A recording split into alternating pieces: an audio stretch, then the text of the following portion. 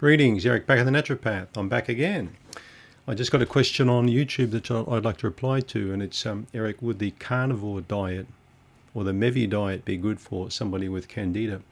Well, the carnivore diet's quite a restrictive diet because we're looking at basically at animal proteins and animal fats, chicken, fish, these kinds of things. So we're not really encouraging people to eat a lot of vegetables or fruits or high fiber foods with a carnivore diet. Carnivore diet is good initially for some people to wean them off a lot of crappy kind of foods, or someone with autoimmune problems perhaps, or someone who wants to lose a bit of weight to get, go into ketosis. But it's really bad to eat like basically just animal foods long term for many, many reasons. I could spend a whole afternoon discussing all the reasons why it's not good to eat a lot of protein. It's actually bad to eat too much protein. Animal protein, that is. Protein's good, let's not get that wrong, but it's the animal protein we don't want for a lot of reasons. And one of the key reasons today I find is because of the chemicals that animals contain. All right, good amino acid count, but also lots of chemicals that you don't want. So you're far better off looking kind of a Mediterranean diet that involves protein, not a problem. Fish, some fatty fish, maybe some lean lamb, eggs, chicken, but plenty of vegetables and legumes to go with that. Leafy green vegetables and starchy vegetables, because this can encourage the production of short-chain fatty acids that feed beneficial bacteria. Now, last time I checked, there's no fiber in animal protein, in meat and things like that. So your gut and especially your colon needs fiber.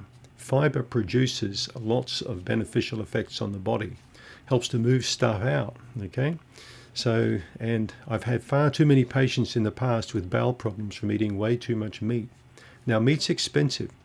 My meal last night, for example, I had a nice piece of ocean caught fish, and I had a chickpea curry, and I had a lot of vegetables from the garden, just steamed broccoli, steamed leeks, and these are the sort of things I like to eat. So, fresh is always best.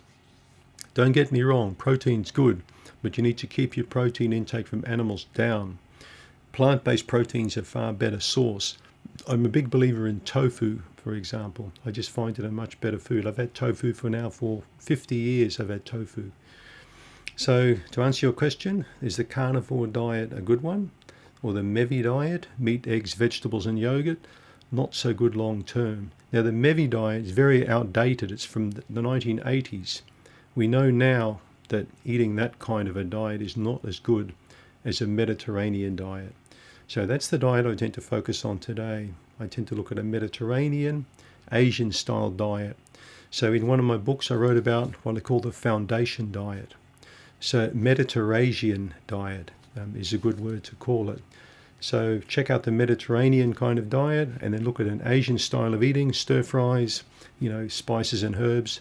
I find this the optimal way to live and to eat, to maintain blood sugar, to keep your brain function in good shape, your gut in great shape, your inflammation down, and also to balance the levels of bacteria and yeast in your gut. It's the optimal way. And that's all I've got to say. Thanks for tuning in.